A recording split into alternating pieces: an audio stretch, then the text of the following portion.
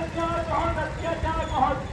ये लोग हमारे लोगों को, देश को लूट रहे हैं।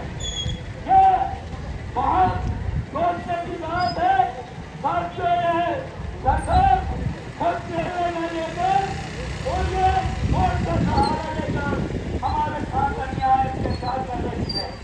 ये हमारे प्रमोशन के नाम पर, नौकरी के नाम पर कंपनियां बनाकर हमारे और जो पढ़े लिखे नौजवान साथी हैं, पढ़े लिखे एक क्या है, इनको नौकरी से वंचित करने के लिए उन्हें कंपनी बनाकर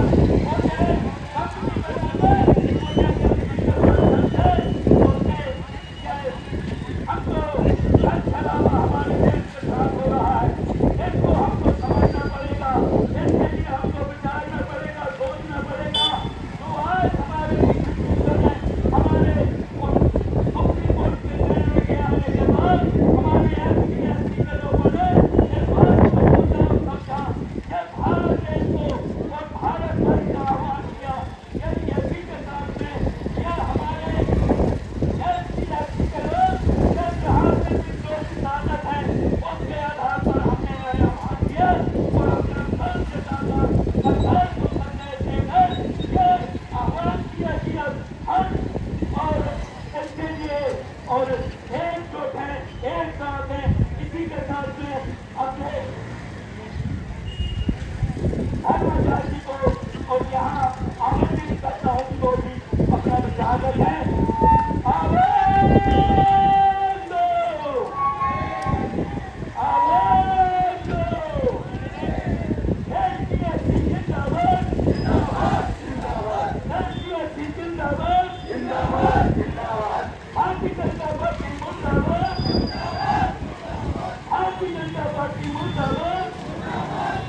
इसी के साथ में अपनी बात को हम करते हुए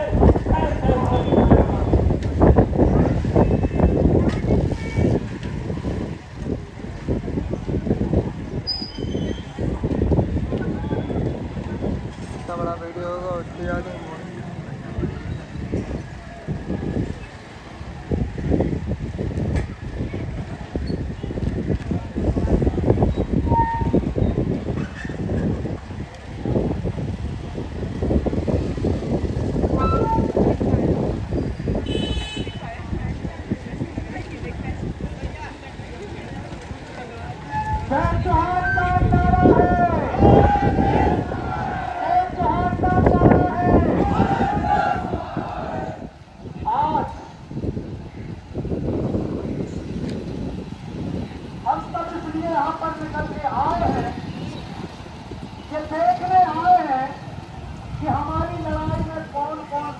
होते हैं और कौन नहीं होते हैं।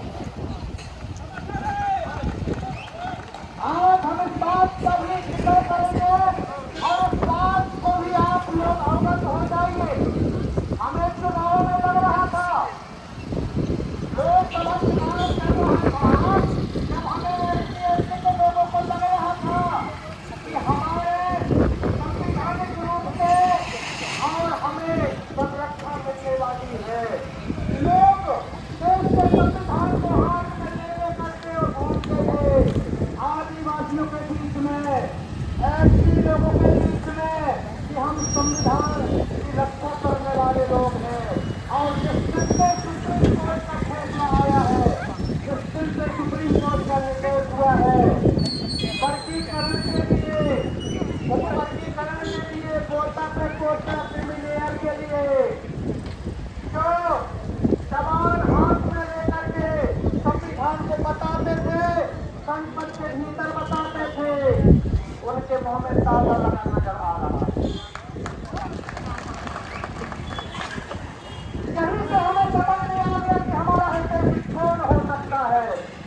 ना ही राहुल जी की मुंह खुल पा रही है जबान, और ना अखिलेश जी की जबान खुल पा रही है जो ज्यादा संविधान को आगे लिया करती है। आप लोगों को समझना होगा कितने हमारे एससी के सांसद गए हैं, उनकी सभी की मुंह में लगाम सकती है। कितने विधायक आप लोगों ने चुन के भेजाए हो एससी समुदाय से, सबके तो हमें ऐसा लगाम लगी है जैसे घोड़े में लगाम लगाया जाता है, जैसा चलाया जाता है, जिस तरह को ले जाया जाता है ऐसा लगा दिया गया है। ऐसे घोड़ों की अब हमें मत कर हो जरूरत जाएगा वो। नहीं है। तो मत हमारी करना। बात को कहना सके, हमारे हक अधिकार की लड़ाई हमारे साथ हाँ तो खड़ा किसी ना के हो तेरे तो नहीं सके, लग रहा है ना, तू ऐसे दूर रह। मतलब के लोगों की पहचान करने के लिए हम लोग मैं थक जाऊंगा ना। हम किसी दुकानदार से नहीं कहते कि आप बंद करो, और नहीं करे हो तो हम बंद करेंगे, हम नहीं कह रहे हैं। हमारा और आपका संबंध है, आप दुकान करे, हम सामान लेके जाते हैं। वाली बात एक पूरा समुद्र धनोरा जो है इसका एक बिंदु का धनोरा, जहाँ से एक दूसरे का जुड़ाव है, एक दूसरे का संबंध है। और आखिर हमें पता इसी बात के लिए निकले थे कि कितने लोग हमारे समर्थन में हैं, कितने लोग हमारे साथ खड़े हो रहे हैं, कितने लोगों को मात्र धंधा व्यवहार से मतलब है। इस प्रकार से हम इसे देखने के लिए निकले थे। आगे भी अभी हमें जाना है, ज्ञापन भी सौंपना है। इन्हीं शब्दों के साथ मैं अपनी बात को यही विराम दे दूंगा। आप सभी को बहुत बहुत धन्यवाद। आप लोगों ने अपनी जो ताकत दिखाई है, शक्ति दिखाई है, और ये सत्य किया है कि आप लोगों का खून गर्म है और गर्म रहेगा।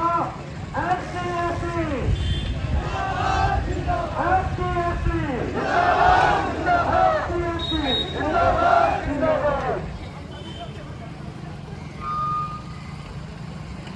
हमारे बीच में हमारे भाइयों भी हैं ऐसी समुदाय के, और आप भी इस आंदोलन में सम्मिलित हैं, इस रैली में सम्मिलित हैं। दो शब्दों से आप भी संबोधित करेंगे।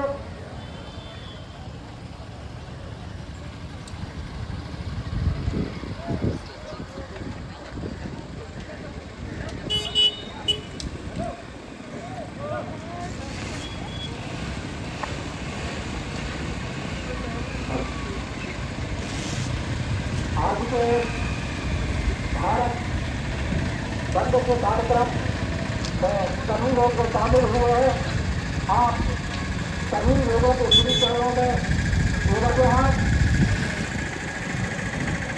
एक दिन से समंदर कोई बन नहीं सकता, एक दिन से समंदर कोई बन नहीं सकता, लाखों करोड़ों विदेशों का रहबर कोई बन नहीं सकता।